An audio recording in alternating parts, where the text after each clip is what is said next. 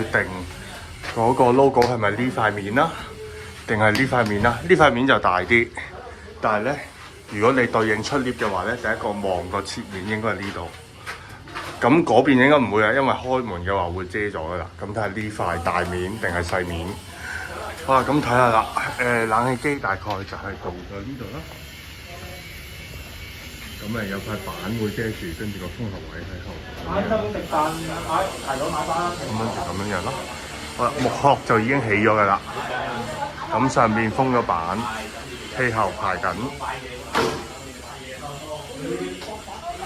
咁呢邊重新做嗰條喉，將佢撳扁啲。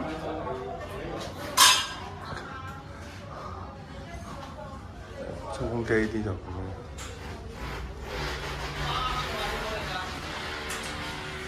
咁呢邊磚牆起咗啦，最快嘅呢邊砌磚牆起咗。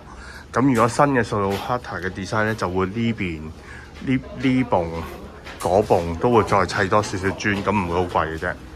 咁呢度個曲面起咗啦。仲有幾多板啊？你覺得佢穩唔穩陣啊？有3板冇啊？我就覺得佢穩陣嘅。唔該。好，廚房個地起咗㗎啦。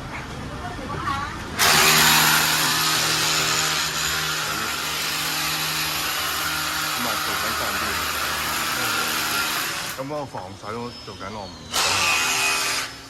砌咗磚。